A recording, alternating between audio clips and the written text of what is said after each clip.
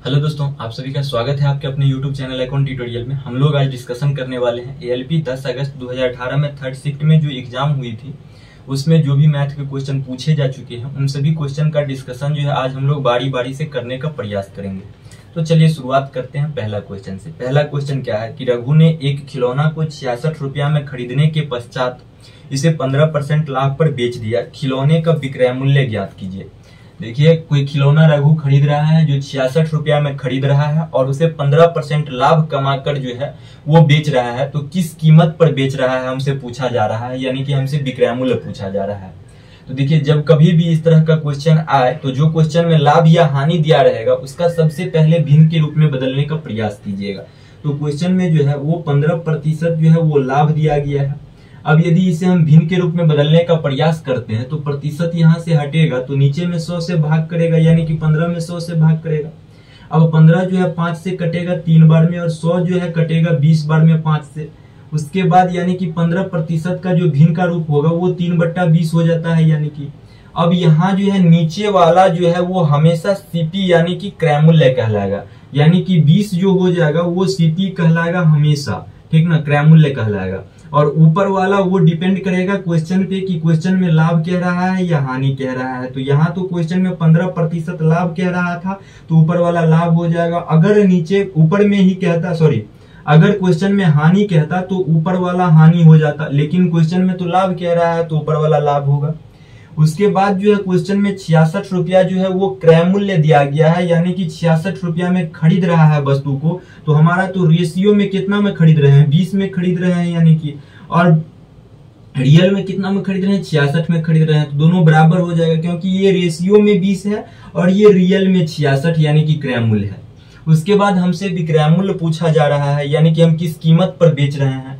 तो 20 रुपया में हम वस्तु को खरीद रहे हैं और 3 रुपया लाभ कमा रहे हैं। रेशियो के हिसाब से 20 रुपया में खरीद रहे हैं, 3 रुपया लाभ कमा रहे हैं, यानी कि वस्तु को हम कितना में 23 में बेचेंगे तब तो 20 रुपया की वस्तु को 23 में, 20 रुपया की वस्तु को 23 में बेचेंगे तब तो 3 रुपया का लाभ होगा। यानी हमें 23 का मान निकालना है और यहाँ जो है 20 का मान पता है कितना, 66 है, और यहाँ हमें 23 का मान निकालना है, यानी कि हमसे विक्रय मूल्य क्वेश्चन में पूछा जा रहा है। तो यहाँ से यदि हम 1 का मान निकाल लेते हैं, रेशियो 1 का, तो 66 बटा कितना 20 हो जाएगा।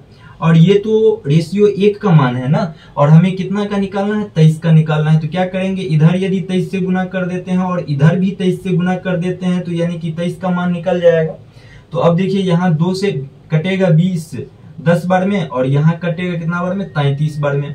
और 33 और 23 को यदि हम गुना करते हैं तो गुना कैसे करेंगे, 33 गुने 23, 3 तिया 9, इसके बाद 3 दूनी 6 और 3 तिया 9, 9 6 15 हो जाएगा। तो 15 का 5 हाथ में 1, 3 दूना 6 और 1 7, यानी कि 33 और 23 को गुना करने के बाद जो है 759 हो जाएगा। और 759 में हम क्या करेंगे कि 10 से भाग करेंगे। तो 10 जो है 1 जीरो है, 10 1 पर 1 जीरो है, तो 10 दशमलव जो जाएगा बैठेगा ऊपर में वो 1 अंक के बाद, ठीक ना, यानी कि 75.9 जो हो जाएगा वो हमारा आंसर हो जाएगा, ठीक ना। तो चलिए देखते हैं अगला क्वेश्चन। अगला क्वेश्चन क्या है, यदि संख्या x 4441 11 से पूर्णतः विभाजित है तो x का मान क्या होगा। देखिए क्या कह रहा है क्वेश्चन में कि x 4441 यदि 11 से विभाजित है तो इस x का मान क्या होगा। तो देखिए, 11 से विभाजित होने का रूल क्या होता है कि जो भी संख्या दी गई है उन संख्या का अल्टरनेट योग का अंतर यदि 0 आ रहा है या 11 से वो विभाजित हो रहा है उसका अंतर, तो वो संख्या, दी गई संख्या जो है 11 से पूर्णतः विभाजित होगा। तो देखिए, यानी कि अल्टरनेट योग का मतलब कि एक अंक छोड़ के x + 4 + 1 और इधर 4 + 4 दोनों का अंतर जो है 0 या 11 होना चाहिए। तो x + 4 और 1 कितना 5 हो जाएगा, x + 5 - 4 और +4 कितना 8 हो जाता है। यानी इन दोनों संख्या का अंतर कितना होना चाहिए, 0 होना चाहिए या 11 होना चाहिए। तो अब देखिए, यहाँ तो 8 है, अब यहाँ x का मान क्या रखें कि यहाँ भी 8 हो जाए, क्योंकि 8 और 8 0 होता है, 8 में से 8 को घटाएंगे तो 0 हो जाएगा। तो वो संख्या जो है पूर्णतः क्या हो जाएगा कि 11 से विभाजित हो जाएगा। तो यहाँ यदि हम 3 रख देते हैं तो 3 + 5 हो जाता है, 3 + 5 8 हो जाएगा, और 8 - 8 कितना 0 हो जाएगा, यानी कि अल्टरनेट योग का अंतर 0 हो जाएगा। तो ये संख्या 11 से पूर्णतः विभाजित हो जाएगा, यानी कि x के जगह हम यदि 3 रखते हैं तो ये संख्या जो है पूर्णतः 11 से विभाजित हो जाएगा, यानी कि आंसर जो हो जाएगा आपका वो 3 होगा। अगला क्वेश्चन है कि ए अकेले किसी काम को 8 दिनों में पूरा कर सकता है, जबकि बी को इस काम को पूरा करने में 12 दिन लगते हैं। दोनों को सी के साथ मिलकर इस काम को पूरा करने में 4 दिन लगते हैं। यदि केवल सी और डी दोनों मिलकर इस काम को 15 दिनों में पूरा कर सकते हैं, तो डी को अकेले इस काम को पूरा करने में कितने दिन लगेंगे। देखिए क्वेश्चन में क्या कह रहा है कि कोई काम है जिसे ए यदि अकेला करना चाहता है तो वो 8 दिन में जो है उस काम को अकेला करके समाप्त कर देगा। अब यदि इसी काम को बी अकेला करना चाहेगा तो वो 12 दिन लगाएगा काम करने में, और उसके बाद जो है जाके काम समाप्त होगा। अब फिर आगे कह रहा है क्वेश्चन में कि दोनों को सी के साथ मिला दिया जाए तो वो काम जो है 4 दिन में समाप्त होता है, यानी कि तीनों मिल जाता है यदि काम करने के लिए ए बी और सी तीनों, तब जो है वही काम 4 दिन में ही समाप्त हो जाएगा, ठीक ना। उसके बाद फिर आगे कह रहा है कि सी और डी अगर दोनों मिलता है तब वो काम 15 दिन में समाप्त होता है। यदि सी और डी दोनों मिल जाता है तब वो काम जो है 15 दिन में समाप्त होता है। तो हमसे क्वेश्चन में पूछा जा रहा है कि डी यदि इसी काम को अकेला करना चाहेगा तो वो कितने दिनों में कर देगा। तो देखिए सबसे पहले क्या करेंगे कि इन सभी का एलसीएम लेंगे, और जो एलसीएम आएगा वो टोटल वर्क कहलाएगा, ठीक ना। तो देखिए एलसीएम इन सभी संख्या का क्या हो जाएगा 120 हो जाएगा, क्योंकि एलसीएम जो होता है वो दी गई संख्या से पूर्णतः विभाजित होना चाहिए, यानी कि 8 से भी कटेगा 120, 12 से भी कटेगा, 4 से भी कटेगा 120, 15 से भी कटेगा 120। देखिए अब 8 से 120 जो है वो विभाजित होता है, यानी कि इन सभी संख्या का एलसीएम क्या है 120 है, यानी टोटल वर्क जो हमारा है वो 120 है। तो कहने का मतलब ये जो है 120 काम को यदि अकेला करना चाहेगा तो वो 8 दिन में कर देगा। बी जो है इन सभी काम को 120 काम यानी टोटल वर्क को अकेला करना चाहेगा तो 12 दिन में कर देगा। ये तीनों यदि मिलके करेगा तो 4 दिन में करेगा, और सी और डी मिलके करेगा तो 15 दिन में करेगा। जब ए जो है इन टोटल वर्क को अगर अकेला करता है तो 8 दिन में कर देता है, तो ए 1 दिन में कितना काम करेगा, यानी कि ए का क्षमता कितना हो जाएगा 120 में हम 8 से भाग दे देंगे तो 1 दिन का काम निकलेगा ए का, या तो ए का क्षमता निकलेगा। तो अब 8 से हम यदि भाग देते हैं तो कितना हो जाएगा, यहाँ 8 × 8 8 × 40 यानी कि 15 हो जाता है, ठीक ना। यानी ए का जो काम करने का क्षमता है 1 दिन का वो 15 है। उसके बाद बी यदि टोटल काम को 12 दिन में कर देता है, और टोटल काम हमारा कितना 120 है, तो 120 में 12 से भाग देंगे तो बी का क्षमता निकलेगा, यानी कि बी का जो क्षमता है वो 10 है। इसी तरह ए बी सी तीनों मिलके उसी काम को जो है 4 दिन में ही समाप्त कर देता है, यानी कि टोटल काम को। तो 4 से यदि हम 120 में भाग देंगे तो कितना 30 आता है, यानी कि इन तीनों का जो क्षमता है 1 दिन में काम करने का वो 30 है।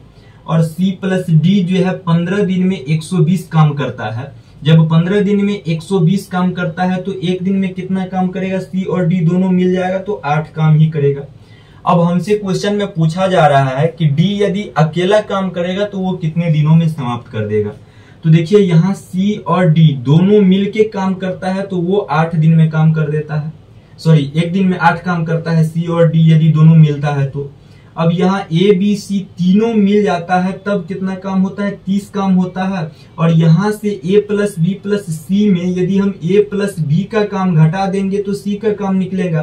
तो ए का काम 15 और बी का काम 10 है, यानी कि ए और बी दोनों मिलेगा तो 25 काम करेगा, और तीनों मिला है तो कितना 30 काम कर रहा है, यानी कि सी जो है अकेला कितना काम करता होगा 5 काम करता होगा। उसके बाद यहाँ सी और डी दोनों मिला है तो 8 काम करता है, और सी यदि अकेले 5 काम करता है, इसका मतलब डी यदि अकेला काम करेगा तो 3 काम करेगा, कहने का मतलब 1 दिन में। अब डी जो है 1 दिन में यदि 3 काम करेगा तो उसे कितना काम करना है 120 काम करना है। तो जब 120 काम करना है तो 120 में हम यदि 3 से भाग दे देते हैं तो कितना दिन हो 3 चौके 12 और 1 0, यानी कि डी जो है यदि अकेला काम करना चाहेगा तो 40 दिन में काम को समाप्त करेगा। और 40 दिन में काम समाप्त करेगा क्योंकि डी जो है 1 दिन में तो 3 काम ही करता है और उसे 120 काम टोटल करना है। तो जब 1 दिन में 3 काम करना है और 1 दिन में जब 3 काम करना है और टोटल 120 काम करना है तो 40 दिन में यानी कि जो है डी टोटल काम को समाप्त कर देगा। 40 दिया 120 हो जाएगा, ठीक ना। तो जो ऑप्शन जो आपका हो जाएगा वो बी नंबर होगा। तो चलिए देखते हैं अगला क्वेश्चन। अगला क्वेश्चन है, यदि ABCD एक समलंब चतुर्भुज है तो AC और BD दो विकर्ण है जो परस्पर एक दूसरे को बिंदु O पर प्रतिच्छेद करते हैं, तो AC अनुपात BD का मान क्या होगा। देखिए क्वेश्चन में क्या कह रहा है कि ABCD एक समलंब चतुर्भुज है। तो सबसे पहले क्या करेंगे कि एक समलंब चतुर्भुज बनाएंगे, ठीक ना। उसके बाद जो है क्वेश्चन में क्या कह रहा है फिर आगे, उसके बाद आगे कह रहा है कि AC और BD दो विकर्ण है। AC और BD, A, B, C और D, कुछ इस तरह ये समलंब चतुर्भुज है। उसके बाद क्वेश्चन में कह रहा है AC और BD दो विकर्ण है।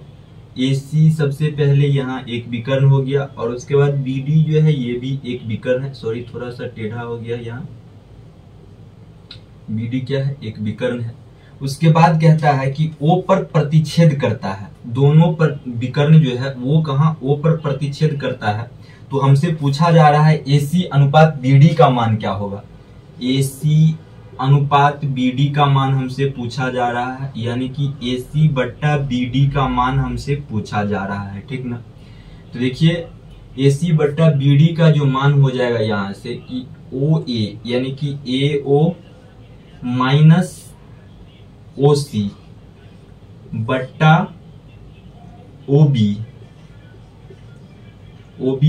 OB माइनस OD जो हो जाएगा ये बराबर हो जाएगा AC बट्टा BD का, ठीक ना। तो अब इसी को हम रेशियो में भी लिख सकते हैं, क्योंकि बट्टा जो होता है एक प्रकार का रेशियो होता है। इसे हम कैसे लिख सकते हैं, AO माइनस OC अनुपात जो होगा वो OB माइनस जो हो जाएगा वो OD होगा, कितने के बराबर, AC अनुपात BD के बराबर हो जाएगा, ठीक ना। तो इसे आप लोग याद रखिएगा इतना। और इसे यदि हम प्रूफ करना चाहेंगे तो समरूपता लगा के जो है वो प्रूफ करना पड़ेगा, ठीक ना। जो आपका ये आंसर हो जाएगा आपका C नंबर। तो चलिए देखते हैं अगला क्वेश्चन। अगला क्वेश्चन क्या है, अगला क्वेश्चन जो है वो DI का है। अगला क्वेश्चन क्या है कि दी गई जानकारी के आधार पर चारों शहरों में साक्षरों का कुल प्रतिशत जो है 1 तक ज्ञात करे। तो देखिए सबसे पहले क्या करेंगे कि साक्षर की संख्या कितनी है सबसे पहले हमें पता करना है। तो साक्षर की संख्या जो है A में वो 150 है, उसके बाद B में साक्षर की संख्या 200 है और C में साक्षर की संख्या 50 है और D में जो है साक्षर की संख्या नहीं दिया गया है और उसमें निरक्षर की संख्या दिया गया है। तो निरक्षर की संख्या 90 है और टोटल जनसंख्या 120 है। जब निरक्षर की संख्या 90 है और टोटल जनसंख्या 120 है तो 120 में से 90 को घटाएंगे तो 30 होगा, यानी कि D में जो साक्षर की संख्या है वो 30 है। तो अब टोटल यहाँ से साक्षर की जो संख्या हो जाएगा 5 5 10 3 13 का 3 हाथ में 1 2 1 3 और 1 4 हो जाएगा, यानी टोटल जो साक्षर की संख्या है वो 430 है। अब हमें इसका प्रतिशत निकालना है, तो इसके लिए तो टोटल जनसंख्या भी पता होना चाहिए, क्योंकि 430 जो है वो कितने का है हमें सबसे पहले पता करना है। तो टोटल जनसंख्या कितना दिया गया है, A में टोटल जनसंख्या जो है वो 200 है। उसके बाद B में टोटल जनसंख्या ना देके साक्षर की संख्या और निरक्षर की संख्या दिया गया है। तो साक्षर की संख्या 200 और निरक्षर की संख्या 100 है, तो दोनों को ऐड करेंगे तो 300 हो जाएगा, यानी कि टोटल जनसंख्या जो हो जाएगा B में वो 300 हो जाएगा। और C में टोटल जनसंख्या जो दिया गया है वो 150 दिया गया है और D में जो टोटल जनसंख्या दिया गया है वो 120 दिया गया है और इन सबको ऐड करेंगे तो 0 का 0 5 2 7 हो जाएगा, 3 2 5 और 2 7, यानी कि टोटल जनसंख्या जो है 770 है। अब 770 में जो है साक्षर की संख्या 430 है और हमें प्रतिशत निकालना है, तो टोटल को जो है हम क्या करते हैं नीचा में लिखते हैं, यानी कि 430 बट्टा 770 करेंगे और प्रतिशत निकालने के लिए 100 से गुना करना पड़ता है और प्रतिशत को हटाने के लिए 100 से भाग करना पड़ता है। तो यहाँ तो प्रतिशत निकालना है तो 100 से गुना करेंगे। अब जो है 0 से 0 खत्म हो जाएगा। अब यहाँ 0 से 0 खत्म हो जाता है, उसके बाद हम यदि 4300 यहाँ 1 0 यहाँ आएगा, यानी कि 4300 हो जाएगा, ठीक ना। और 4300 में क्या करेंगे कि 77 से भाग करना है। अब 4300 में हम यदि 77 से भाग करेंगे तो 7 5 35, यानी 350 के आसपास पहुंचते हैं। 5 से यदि भाग करते हैं तो अब 5 से यदि भाग करेंगे तो 7 5 35 का 5 हाथ में 3 और 7 5 35 और 3 जो हो जाएगा वो कितना 38 हो जाएगा, यानी कि 385 हो जाएगा। अब 10 में से 5 जाएगा तो 5 और 12 में से 8 जाएगा तो 4 और ये खत्म। उसके बाद 1 0 फिर यहाँ आएगा 450 हो जाएगा, फिर 5 बार में ही लगेगा, और जब फिर 5 बार में ही लगेगा तो यहाँ कितना, सॉरी 385 फिर हो जाएगा। और 385 यदि फिर होता है तो यहाँ 10 में से 5 जाएगा तो 5 हो जाएगा, और 14 यहाँ 4 बचेगा, और हाथ में से 1 लेंगे तो 14 में से 8 जाएगा तो 6 हो जाएगा, और यहाँ ये खत्म हो जाएगा। उसके बाद फिर जो है 1 0 उतरेगा, अब फिर 1 0 उतरेगा तो यहाँ दशमलव आएगा, तो यानी 650 हो जाता है। और ऑप्शन से यदि हम चेक करें तो 55 वाला जो ऑप्शन है वो सभी का सभी 55 वाला ही ऑप्शन है। अब यदि सभी का सभी 55 वाला ऑप्शन है तो अब हमें फिर भाग देना पड़ेगा। तो 77 में हम क्या करेंगे कि यदि 7 से भाग कर देते हैं तो कितना हो जाता है, 7 7 49 का 9 और हाथ में 4, उसके बाद 7 7 49 और 4 कितना 53, यानी 539 ही होता है, यानी कि 8 बार में लगेगा। 8 बार में लगता है तो फिर ऑप्शन यदि हम देखें तो ऑप्शन जो है 55.8, यानी कि ऑप्शन जो हो जाएगा वो आपका सी नंबर होगा, ठीक ना। तो चलिए देखते हैं अगला क्वेश्चन।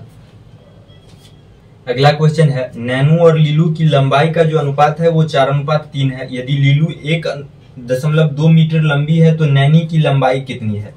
देखिए नैनू और लीलू दोनों का जो अनुपात दिया गया है वो लंबाई का 4:3 दिया गया है। यदि लीलू 1.2 मीटर लंबी है, लीलू यानी कि लीलू रेशियो में जो लंबी है वो रेशियो में 3 लंबी है, और रियल में जो लंबी है वो कितनी 1.2 मीटर लंबी है। तो यहां से हम क्या करेंगे कि रेशियो 1 का मान निकालेंगे, तो 1.2 बट्टा क्या करना पड़ेगा 3 करना पड़ेगा, दशमलव हटेगा 0 आएगा।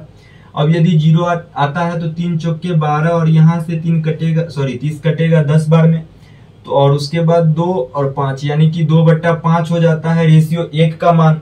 उसके बाद हमसे पूछा जा रहा है नैनी की लंबाई कितनी है। तो नैनी का तो रेशियो में लंबी नैनी जो है वो रेशियो 4 है, और नैनी की जो लंबाई है रेशियो में वो 4 है, और यानी कि हमें 4 का मान निकालना है। तो अनुपात 1 का मान जो है वो 2/5 है यहाँ से, तो अनुपात 4 का मान निकालने के लिए 2 से गुना करना पड़ेगा 2/5 से।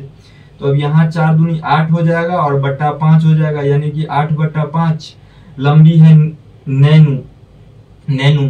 तो 8 में यदि हम भाग करते हैं तो 1 बार में लगेगा, उसके बाद कितना 3 बचता है तो 5 6 के 30, यानी कि 1.6 मीटर लंबी जो है वो नैनू है, ठीक ना। जो ऑप्शन हो जाएगा आपका ए नंबर, ठीक है। तो चलिए देखते हैं अगला क्वेश्चन। अगला क्वेश्चन जो है वो बोर्डमास का क्वेश्चन है। क्या है क्वेश्चन कि 30 - 60/5 × 16 - 8 पर रेकरिंग लगा है, उसके बाद /2/3 है। अब इसे सॉल्व जो हम लोग करेंगे तो सबसे पहले जो है रेकरिंग का काम करेंगे, यानी कि बार का काम करेंगे। तो 16 में से 8 घटेगा तो 8 यहाँ हो जाएगा। उसके बाद जो है हम लोग भागे का काम करते हैं, यानी कि भाग का काम करते हैं। तो 60 भागे यानी कि यहाँ 5 हो जाएगा, और गुने यहाँ 8 होगा, और यहाँ भाग है तो यहाँ भी भाग करेगा, यानी कि 1/2, और यहाँ जो हो जाएगा ये भी भाग है तो 1/3 हो जाएगा। अब यहाँ देखिए 2 से कटेगा 4 बार में, उसके बाद 3 से फिर कटेगा यहाँ जो है आपका 3 दूनी 6 20 बार में। अब 5 से कटेगा 5 चौके 20 बार में। उसके बाद तो कहीं कटने वाला नहीं है तो यहाँ हो जाएगा 4 चौके 16, यानी कि इन सभी का मान जो हो गया सॉल्व करने के बाद वो 16 हो गया। अब यहाँ ब्रैकेट है और यहाँ माइनस, यानी कि 30 में से 16 को घटाएंगे तो कितना हो जाएगा 14 हो जाएगा, ठीक ना। तो जो ऑप्शन हो जाएगा आपका वो डी नंबर होगा, ठीक है। चलिए देखते हैं अगला क्वेश्चन। अगला क्वेश्चन है कि त्रिभुज एबीसी में एबी का जो मान दिया गया है 8 सेंटीमीटर, बीसी को बिंदु डी पर समद्विभाजित करने के लिए कोण ए को अंदर से समद्विभाजित किया जाता है। यदि बीडी का मान 6 सेंटीमीटर है तथा डीसी का मान 7.5 सेंटीमीटर है तो सीए की लंबाई ज्ञात कीजिए। देखिए क्वेश्चन में क्या कह रहा है कि एक त्रिभुज है, ठीक ना, और इस त्रिभुज का जो नाम है वो एबीसी है, ए बी और सी है। अब आगे क्वेश्चन में कह रहा है बीसी को बिंदु डी पर समद्विभाजित, यानी कि बी और सी इन भुजा को समद्विभाजित करता है, यानी 2 बराबर भागों में बांटता है। तो कोण ए को अंदर से समद्विभाजित किया जाता है, यानी कि इस भुजा को समद्विभाजित करने के लिए कोण ए को पहले समद्विभाजित करते हैं, यानी कि कोण ए को दो बराबर भागों में बांटते हैं, ठीक ना। तो यहाँ जो है बीसी को कहा गया है कि डी पर समद्विभाजित करता है, यानी कि ये डी हो जाएगा। तो फिर आगे क्वेश्चन में कह रहा है यदि बीडी जो है वो 6 सेंटीमीटर है, यानी कि यहाँ से यहाँ 6 सेंटीमीटर है। फिर आगे कह रहा है कि डीसी 7.5 सेंटीमीटर है, यानी कि ये जो है 7.5 सेंटीमीटर है। तो सीए की लंबाई ज्ञात कीजिए, और एबी का भी मान दिया गया है 8 सेंटीमीटर, और हमसे इसका मान पूछा जा रहा है, तो इसे हम क्या कर लेंगे, एक्स मान लेंगे। अब देखिए इसका थ्योरी क्या होता है कि AB बट्टे AC हो जाएगा, ठीक ना, बराबर BD बट्टे DC हो जाएगा। तो अब AB का मान क्या दिया गया है, 8 दिया गया है, तो यहां हम कितना लिखेंगे, 8 लिखेंगे, और AC का तो मान निकालना ही है, तो AC को X रहने देंगे। उसके बाद आगे फिर क्या दिया गया है, BD का मान कितना 6 दिया गया है, तो बराबर 6, और डीसी का मान दिया गया है कितना, 7.5 दिया गया है। उसके बाद यदि दशमलव हटेगा तो 1 0 आएगा, 15 से कटेगा, 15 या 45, 15 चौके 60, और 15 पच्चे 75 कटेगा, 4 से कटेगा 8, 4 दूनी 8, और 5 जो इधर भाग में इधर आएगा गुना में हो जाएगा, यानी x का जो मान हो जाएगा वो कितना हो जाएगा, 10 हो जाएगा, ठीक ना। जो AC भुजा यानी AC का जो मान हो जाएगा वो 10 सेंटीमीटर हो जाएगा, ठीक ना। और AC का मान ही क्वेश्चन में पूछा जा रहा था, जो ऑप्शन हो जाएगा आपका डी नंबर। चलिए देखते हैं अगला क्वेश्चन। अगला क्वेश्चन है कि कुल 1560 रुपया की धनराशि को ए, बी और सी में इस प्रकार बांटी जाती है कि ए को बी की 50% धनराशि तथा बी को सी की 20% धनराशि मिलती है, तो बी को कितनी धनराशि मिलेगी। देखिए ए बी सी 3 व्यक्ति है, और तीनों व्यक्ति में जो है 1560 रुपया को बांटा जाता है, और तीनों व्यक्ति में किस तरह बांटा जाता है कि सी को जितना मिलता है उसका 20% बी को मिलता है। तो माना कि सी को 100% मिलता होगा, मान लेते हैं। अब यदि सी को 100% मिलता है माना कि, तो बी को कह रहा है कि सी को जितना मिल रहा है उसका 20% मिल रहा है, यानी कि सी को जो मिलेगा बी को जो मिलेगा वो 20 रुपया मिलेगा, यानी 20% मिल रहा है। उसके बाद आगे क्वेश्चन में कह रहा है कि बी की 50% जो है वो ए को मिलता है, यानी बी की 50% का अर्थ हो जाएगा कि आधा, बी का आधा जो है वो ए को मिलेगा, यानी कि 10 मिलेगा। अब 0 से 0 खत्म, यानी कि 1 यदि ए को मिलेगा रेशियो में, तो रेशियो में 2 बी को मिलेगा, और रेशियो में जो है सी को 10 मिलेगा, ठीक ना। उसके बाद कहता है रियल में 1560 रुपया को बांटना है, और यहाँ से रेशियो में 10 12 और 1 13 हो जाता है, तीनों का हिस्सा रेशियो में, और इसी 13 का मान जो है रियल में 1560 दिया गया है, और यहाँ से रेशियो 1 का यदि हम मान निकालते हैं तो कितना हो जाएगा, 13 का 13 और 13 दूनी 26, यानी 1 का जो मान हो जाएगा रेशियो में वो 120 हो जाएगा। और हमसे पूछा जा रहा है बी को कितनी धनराशि मिलेगी, तो बी को तो रेशियो में 2 मिल रहा है, अब 1 का मान 120 है, तो यहाँ से 2 का मान निकालने के लिए क्या करेंगे, 120 में 2 से गुना करेंगे, यानी कि 2 से यदि हम गुना करते हैं तो 240 हो जाएगा। यदि सी का मान हमसे पूछता तो क्या करते, 10 गुने 120 करते, ठीक ना, यानी कि 1200 सी को मिल रहा है। और यदि ए का यदि हमसे पूछता तो ए का यदि पूछता तो ए को तो रेशियो में 1 मिल रहा है, और रेशियो 1 का वैल्यू 120 है, यानी कि 120 मिलता है, ठीक ना। तो चलिए देखते हैं अगला क्वेश्चन। अगला क्वेश्चन है कि 17 गुने 29 का जो मान है वो कितना दिया गया है, 493 दिया गया है क्वेश्चन में। 17 गुने 29 का मान 493 दिया गया है, तो हमसे पूछा जा रहा है 170 गुने 0.029 का मान हमसे पूछा जा रहा है। तो देखिए क्या करेंगे कि दशमलव हटाएंगे, तो दशमलव के बाद 3 अंक है, तो 1 पर 3 0 आएगा ना, यानी कि 29/1000 हो जाएगा यहाँ। अब यदि 29/1000 यहाँ हो जाता है, तो यहाँ 1 0 से फिर 1 0 खत्म, और 17 गुने 29 का मान कितना, 493 दिया गया है, तो यहाँ भी 17 गुने 29 अब हो गया, यानी कि यहाँ ऊपर में 493 हो जाएगा, और बट्टा 100 हो जाएगा, यानी 100 से भाग करेंगे। अब 100 से यदि भाग करते हैं, यानी कि 2 0 है, तो ऊपर जाके जो है 4.93 हो जाएगा, ठीक ना, जो ऑप्शन हो जाएगा आपका बी नंबर। तो चलिए देखते हैं अगला क्वेश्चन। अगला क्वेश्चन है कि 3 वर्ष पहले पूजिता की आयु का 1/3 भाग और अब से 2 वर्ष बाद उसकी आयु के आधे का योग 20 वर्ष है, तो अब उसकी आयु कितनी है? यानी कि वर्तमान आयु हमसे पूछा जा रहा है। तो माना कि पूजिता का वर्तमान आयु यदि हम x मान ले, तो फिर आगे क्वेश्चन में कह रहा है 3 वर्ष पहले पूजिता की आयु का 1/3 भाग, तो यानी कि ये x तो वर्तमान का आयु है और 3 वर्ष पहले यानी कि आज से हम 3 वर्ष पीछे जाएंगे तो x माइनस 3 हो जाएगा और इसका कह रहा है 1/3 भाग। उसके बाद फिर आगे क्वेश्चन में कह रहा है अब से 2 वर्ष बाद उसकी आयु, यानी 2 वर्ष बाद यानी आज से 2 वर्ष आगे जाएंगे तो वर्तमान आयु तो x है और 2 वर्ष आगे यानी कि ऐड करेंगे 2 वर्ष, उसकी आयु के आधा यानी कि 2 वर्ष के बाद आयु के आधा और 3 वर्ष पहले की आयु का 1/3 का योग जो है क्वेश्चन में दिया गया है कितना, 20 दिया गया है। तब हमसे जो है वर्तमान आयु पूछा जा रहा है, यानी कि x का मान हम यदि यहाँ से निकाल लेंगे तो वो हमारा वर्तमान आयु हो जाएगा। अब 3 और 2 का एलसीएम लेंगे तो कितना 6 हो जाएगा और यदि 6 होता है तो 3 दूना 6 और इधर यदि 2 से गुना करेंगे तो 2x माइनस 6 प्लस 2 तिया 6 हो जाएगा, यानी 3 से इधर गुना करेंगे 3x प्लस जो हो जाएगा यहाँ 6 हो जाएगा। अब यही 6 जो है उधर इधर भाग में है ना और उधर जाएगा तो गुना में हो जाएगा, यानी कि 20 छक्के 120 हो जाएगा, यानी कि 6 जो है यहाँ से खत्म हो जाएगा। ठीक ना। अब देखिए यहाँ से 6 प्लस माइनस में और यहाँ प्लस में, तो ये 6 खत्म हो जाएगा।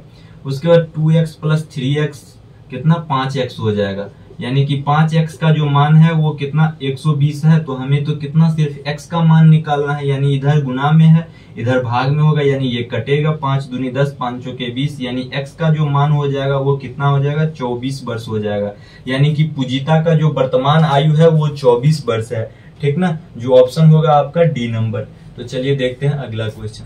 अगला क्वेश्चन है कि 1 मीटर में कितने किलोमीटर होते हैं। देखिए हमसे क्या पूछा गया है कि 1 मीटर में कितने किलोमीटर होते हैं, तो 1 किलोमीटर में जो होता है वो 1000 मीटर होता है, लेकिन हमसे तो पूछा गया 1 मीटर में, 1000 मीटर में नहीं पूछा गया, 1 मीटर में, यानी कि इसे हम सबसे पहले 1000 मीटर बराबर 1 किलोमीटर लिखेंगे।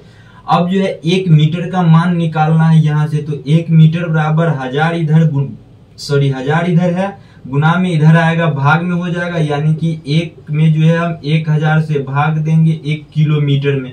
अब 3 जीरो है तो ऊपर जाएगा तो दशमलव के बाद 3 अंक लिखाएगा, यानी कि 0.001 लिखाएगा, यानी 1 मीटर बराबर जो हो जाएगा वो 0.001 किलोमीटर हो जाएगा। ठीक ना, जो ऑप्शन होगा आपका डी नंबर। तो चलिए देखते हैं अगला क्वेश्चन। अगला क्वेश्चन है कि चार्ली और सीरिया की आयु में 6 वर्ष का अंतर है और 30 वर्ष पहले जब उनकी शादी हुई थी तब चार्ली की आयु का 4 गुना सीरिया की आयु के 5 गुना के बराबर था, तो वर्तमान में उन दोनों की आयु का योग कितना है। तो देखिए चार्ली की आयु का कह रहा है 4 गुना, यानी चार्ली को सी मान लिए। उसके बाद कह रहा है आगे सीरिया की आयु के 5 गुना के बराबर था। यहाँ क्या कह रहा है क्वेश्चन में, सीरिया की आयु, सीरिया को हम एस मान लेते हैं, तो सीरिया के 5 गुना। अब इन दोनों की आयु जो था वो बराबर था आज से 30 वर्ष पहले। अब देखिए यहाँ से यदि हम रेशियो निकालते हैं तो C/S हो जाएगा और बराबर यहाँ जो है वो 5 था और यहाँ इधर 4 गुना में था तो इधर आएगा तो भाग में हो जाएगा, यानी कि दोनों की आयु का रेशियो आ गया यहाँ 5:4 हो गया। अब यहाँ से जो है रेशियो में अंतर दोनों का कितने का है, 1 का है, और रियल में दोनों का जो अंतर दिया गया है वो 6 वर्ष का दिया गया है, यानी कि अनुपात 1 का जो मान हो जाएगा वो 6 हो जाएगा। अब यदि अनुपात 1 का मान 6 है तो यहाँ से अनुपात 5 का मान निकालने के लिए 5 गुना 6 करेंगे, यानी कि सीरिया का जो आयु था आज से 30 वर्ष पहले 30 था।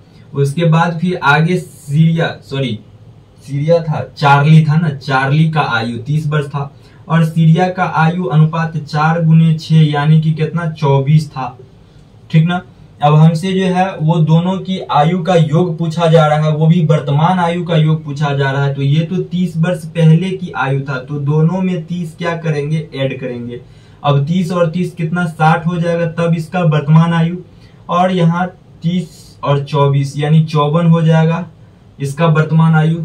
सीरिया का वर्तमान आयु। अब दोनों का योग पूछ रहा है तो 4 और 6 5 11, यानी कि दोनों की वर्तमान आयु का जो योग है वो कितना 114 है। ठीक ना। चलिए देखते हैं अगला क्वेश्चन। अगला क्वेश्चन है कि 27,225 का वर्गमूल ज्ञात कीजिए। 27,225 का हमें वर्गमूल निकालना है। तो ऑप्शन जो है वो 165 है, 175 है, 155 है और 145 है। यानी कि सभी ऑप्शन जो है वो लंबा लंबा है, तो हम ऑप्शन से भी चेक नहीं कर सकते हैं। अब यदि ऑप्शन से चेक नहीं कर सकते हैं तो 160 का यदि हम स्क्वायर करते हैं तो कितना हो जाएगा। अब देखिए 160 यानी 16 का जो स्क्वायर हो जाएगा वो 256 हो जाएगा, और स्क्वायर कर रहे हैं तो एक जीरो है तो यहाँ 2 जीरो आएगा, यानी 25,600 होगा। और यहाँ तो 27,225 है, यानी कि 160 से जो है ऊपर इसका वर्गमूल होगा। उसके बाद यदि हम 170 का यदि स्क्वायर निकालते हैं तो 170 यहाँ एक जीरो है तो 2 जीरो आएगा, और 17 का जो स्क्वायर होगा वो कितना हो जाएगा 289 हो जाएगा यहाँ। और 289 होता है यानी कि 28,900 हो जाता है। और यहाँ तो हमें वर्गमूल निकालना है 27,225 का ही, और यहाँ 28,900 हो जाता है, यानी कि 170 की बाद वाली संख्या जो भी होगा वो इसका वर्गमूल नहीं होगा। ठीक ना। यानी 160 और 170 के बीच में होगा। तो मात्र एक ही ऑप्शन है जो 165 ए नंबर ऑप्शन है, जो 160 और 170 के बीच में है, यानी कि 27,225 का जो वर्गमूल होगा वो 165 होगा, जो ऑप्शन होगा आपका ए नंबर। ठीक ना। तो चलिए देखते हैं अगला क्वेश्चन है कि एक कंप्यूटर गेम में बिल्डर्स और डिस्ट्रॉय है, उनकी कुल संख्या 20 है। उनमें से कुछ एक किले के चारों तरफ दीवार बनाने की कोशिश करते हैं, जबकि शेष इसे गिराने की कोशिश करते हैं। प्रत्येक बिल्डर्स अकेले इस दीवार को 15 घंटे में बना सकते हैं, जबकि प्रत्येक डिस्ट्रॉय अकेले इसे 10 घंटे में गिरा सकते हैं। यदि सभी 20 बिल्डर्स और डिस्ट्रॉय एक साथ तब सक्रिय हो जाए जब कोई दीवार नहीं है, तब दीवार 3 घंटे में बन जाती है। इसमें से डिस्ट्रॉय की संख्या कितनी है। तो देखिए क्वेश्चन में क्या कह रहा है कि प्रत्येक बिल्डर्स अकेले इस दीवार को 15 घंटे में बना सकता है, यानी कि बिल्डर्स जो है यदि अकेला काम करना चाहेगा तो 15 घंटा में बना देगा। बिल्डर्स बना रहा है यानी कि पॉजिटिव काम कर रहा है। फिर कह रहा है जबकि प्रत्येक डिस्ट्रॉय अकेले इसे 10 घंटा में गिरा सकता है। डिस्ट्रॉय जो है अकेले यदि गिराना चाहेगा यानी कि निगेटिव काम कर रहा है तो 10 यानी कि डी निगेटिव से इंडिकेट करेंगे डिस्ट्रॉय को। अब यदि इन दोनों का एलसीएम लेते हैं तो ये टोटल वर्क कहलाएगा, यानी कि 30 जो हो जाएगा वो टोटल वर्क हो जाएगा। अब बिल्डर्स जो है, एक बिल्डर्स 15 घंटा में 30 काम करता है तो 1 घंटा में एक बिल्डर्स 2 काम करेगा, और डिस्ट्रॉय जो है 10 घंटा में 30 काम करता है तो एक डिस्ट्रॉय कितना काम करेगा 1 घंटा में 3 काम करेगा ना। आगे फिर क्वेश्चन में क्या कह रहा है कि सभी 20 बिल्डर्स और डिस्ट्रॉय एक साथ तब सक्रिय हो जाए जब कोई दीवार नहीं है, तब दीवार 3 घंटे में बन जाती है। यानी कि यही 30 काम कब हो जाता है, यही 30 काम जो है 3 घंटा में ही हो जाता है। कब, जब जो है 20 मिल जाता है तब, यानी कि 20 बिल्डर्स और डिस्ट्रॉय मिल के काम करने लग जाता है तो यही दीवार जो है वो 3 घंटा में बन जाता है, यानी कि 30 काम 3 घंटा में हो जाता है। तो 1 घंटा में कितना काम होगा 10 काम होगा। अब 1 घंटा में 10 काम होगा तो हमसे पूछा जा रहा है कि इसमें डिस्ट्रॉय की संख्या कितनी है, और टोटल जो डिस्ट्रॉय और बिल्डर्स की संख्या है वो 20 है, और हमसे यहाँ से डिस्ट्रॉय की संख्या पूछा जा रहा है तो डिस्ट्रॉय को हम जो है x मान लेते हैं। अब 20 में x डिस्ट्रॉय हो गया तो 20 में बाकी जो बचा होगा वो तो बिल्डर्स बचा होगा, यानी कि 20 माइनस x जो संख्या है वो बिल्डर्स की है। अब देखिए यहां से एक डिस्ट्रॉय जो है 1 घंटा में 3 काम करता है तो x डिस्ट्रॉय है, यानी कि -3x काम करेगा अगर सभी डिस्ट्रॉय मिल जाता है तो 1 घंटा में। उसके बाद डिस्ट्रॉय के बाद बिल्डर्स की संख्या कितनी है 20 माइनस x है, और एक बिल्डर्स जो है 1 घंटा में 2 काम करता है तो सभी बिल्डर्स यदि मिल जाएगा तो 1 घंटा में 2 इंटू 20 माइनस x काम करेगा ना। और दोनों का योग यानी कि सभी मिल जाता है तो 1 घंटा में, यानी कि डिस्ट्रॉय और बिल्डर्स दोनों मिल जाता है तो 1 घंटा में 10 काम करता है रियल में, और यहाँ भी काम है 1 घंटा का और ये भी 1 घंटा का काम है, तो दोनों आपस में बराबर हो जाएगा। अब यहाँ 2 से गुना करेंगे तो 40 हो जाएगा, 20 दूना 40 और यहाँ हम 2 से गुना करेंगे तो कितना हो जाएगा 2 -2x हो जाएगा। और ये माइनस में ये भी माइनस में, यानी माइनस और माइनस प्लस हो जाएगा, यानी कि -5x बराबर इधर जो हो जाएगा आपका 40 जो है उधर जाएगा तो क्या इधर प्लस में है और उधर जाएगा तो माइनस में हो जाएगा। यानी यदि उधर माइनस में होता है तो क्या हो जाएगा 10 में से 40 घटेगा यानी -30 हो जाएगा। तो माइनस से माइनस खत्म और 5 से काटेंगे 6 बार में, x का जो मान आया वो 6 आया, यानी कि डिस्ट्रॉय का जो मान है वो कितना 6 है, ठीक ना। और हमसे यही पूछा जा रहा था, यदि यहाँ बिल्डर्स का मान हमें पता करना होता तो 20 में से 6 घटा देते, यानी कि बिल्डर्स का जो मान है वो 14 है और डिस्ट्रॉय का जो मान है वो 6 है, ठीक ना। तो चलिए देखते हैं अगला क्वेश्चन। अगला क्वेश्चन है कि एक पहिए का जो व्यास है वो 84 सेंटीमीटर है और 792 मीटर की दूरी तय करने में इसे कुल कितने चक्कर लगाने होंगे। तो देखिए पहिया जो होता है वो वृत्त के आकार का होता है और इस पहिया का जो व्यास है वो कितना दिया गया है 84 सेंटीमीटर दिया गया है, यानी कि डी का जो मान है वो 84 सेंटीमीटर है और व्यास जो होता है वो त्रिज्या का 2 गुना होता है, यानी कि व्यास का आधा त्रिज्या होता है, यानी कि 42 सेंटीमीटर त्रिज्या हो जाएगा। और एक चक्कर लगाने में जो है 2πr की दूरी तय करती है। तो यहाँ यदि हम चक्कर की संख्या n मान ले तो n चक्कर लगाने में 792 मीटर की दूरी तय करेगा। अब ये जो है मीटर में है और ये मीटर में यहाँ क्या दिया गया है त्रिज्या दिया गया है ना, और डी यानी डायमीटर भी सेंटीमीटर में दिया गया है, यानी कि त्रिज्या जो है वो हमारा सेंटीमीटर में है तो इसे मीटर में बदल लेंगे क्योंकि ये मीटर में है और इसे मीटर में बदलेंगे तो 100 से भाग करना पड़ेगा। अब 100 से भाग करेंगे यानी कि 2 गुने पाई का मान रखेंगे 22/7 और त्रिज्या का मान रखेंगे 42/100। उसके बाद जो है n का मान हमें निकालना है तो n रहने देंगे और बराबर 792 हो जाएगा। 11 दूनी 22 और 11 सत्ते 77 और 11 दूनी 22 हो जाएगा। उसके बाद जो है 2 से कटेगा क्या बार में, 2 से कटेगा आपका 36 बार में। उसके बाद 2 से कटेगा 36 बार में, फिर 2 से कटेगा 18 बार में और उसके बाद 3 से कटेगा 3 एकम 3 और 3 चौके 12 और यहाँ 3 छक 18, 2 सत्ते 14 और 2 तिया 6 और 7 से कटेगा 7। उसके बाद यहाँ जो हो जाएगा आपका n, इधर 100 जो है भाग में है और उधर जाएगा तो गुना में हो जाएगा, यानी कि n का जो मान हो जाएगा वो 300 हो जाएगा, यानी 300 चक्कर लगाएगा तब 792 मीटर की दूरी तय करेगा, ठीक ना। तो चलिए देखते हैं अगला क्वेश्चन। अगला क्वेश्चन है नीचे दिए गए वृत्त में जीवा AB को इस प्रकार बढ़ाया जाता है कि वह बिंदु D पर स्थित स्पर्श रेखा DE से मिल सके। यदि AB 5 सेंटीमीटर तथा DE 6 सेंटीमीटर है तो BD की लंबाई क्या होगी। देखिए क्वेश्चन में क्या कह रहा है कि एक वृत्त है, ठीक है। तो सबसे पहले एक वृत्त को बनाएंगे, उसके बाद कह रहा है वृत्त के जीवा को AB को इस प्रकार बढ़ाया गया है। तो वृत्त का जीवा AB नाम दिया गया है, AB को इस प्रकार बढ़ाया गया है कि वो D पर किसी स्पर्श रेखा से मिलता है, ठीक ना, यही ना कहा गया है। और स्पर्श रेखा का जो नाम रखा गया है वो DE रखा गया है। उसके बाद आगे क्वेश्चन में जो है वो AB का मान 5 सेंटीमीटर दिया गया है इसका मान, और ED का मान 6 सेंटीमीटर दिया गया और हमसे BD का मान पूछा जा रहा है, यानी कि BD का मान हम x मान लेते हैं। तो थ्योरी से क्या होता है कि ED का यदि हम स्क्वायर यदि यहां से करें ED का स्क्वायर तो बराबर हो जाएगा हमारा AD गुने BD हो जाएगा, यानी कि BD हो जाएगा। अब देखिए ED का स्क्वायर यानी कि 6 का स्क्वायर करेंगे तो कितना 36 हो जाता है बराबर AD। तो AD तो यहां से लेके यहां है, यानी कि ये पूरा है। तो AB 5 और BD x, यानी कि 5 + x करेंगे तब जाके AD का मान हमें मिलेगा और BD का तो मान हम x माने हैं तो गुना x कर देंगे, ठीक ना। अब जो है ये समीकरण बन जाएगा। तो समीकरण से बचने के लिए जो है हम ऑप्शन का मदद लेंगे। तो ऑप्शन का यदि मदद लेते हैं तो A नंबर ऑप्शन क्या है 6 है। अब यदि हम 6 को यहाँ रखते हैं तो यहाँ हो जाएगा आपका क्या 5 और यहाँ भी 6 रखेंगे x के जगह, तो 5 और 6 11 6 66 होगा, यानी कि 36 नहीं हो रहा है, यानी कि A नंबर ऑप्शन नहीं होगा।